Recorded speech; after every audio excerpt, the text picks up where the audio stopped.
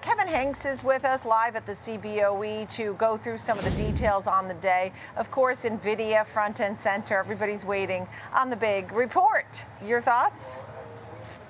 Good morning, Nicole. Yeah, it's Nvidia Day. It's finally here. We've been waiting about a month since all the hyperscalers came out with their earnings for Nvidia, and so many companies are going to be affected by this. Is it going to be the hyperscalers? Is it going to be cloud? Is it going to be suppliers? Is it going? The list is up around 70 names. That if you make a big list of how many stocks are going to be affected by Nvidia's earnings, so yeah, they are.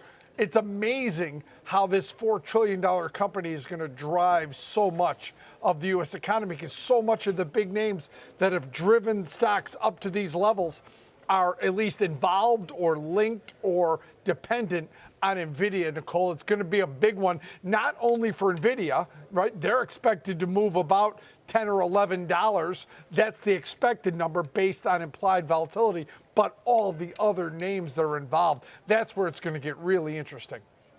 And we've also seen price target hikes for AMD, for Nvidia. So goes Nvidia, so goes the market. So it looks like a lot of folks are banking on the fact that the company often reports well during earnings season.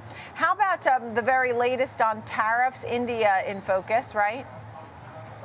Yeah, President Trump, the Trump administration, putting 50% tariffs on India. Now, they provide the U.S. with a lot of things. It's not insignificant.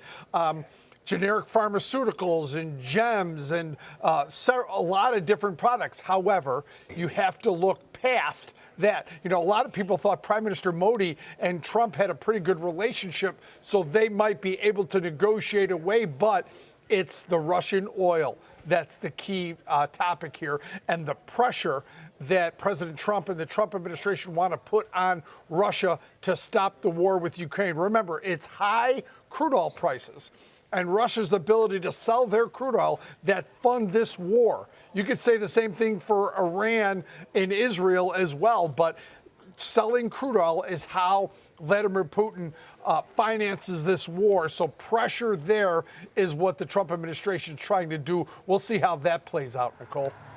Yeah, understood. Look, we still are hearing the very latest on Lisa Cook, our Federal Reserve governor. And what do you think is the latest update here? What are we waiting on now? So here's what I think we're just going to see this play out in the courts, right? There's going to be a ruling.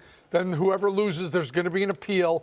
It's going to go to the Supreme Court. And the question is, what powers does President Trump have the ability to replace someone for cause like this? And, it would help Lisa Cook's case a lot if she came out and said with evidence that she didn't do it. However, lawyers are probably advising her to say very little until this all plays out. So unfortunately, it's going to play out in the courts, Nicole, not right here, or not just President Trump making a decision. So I think that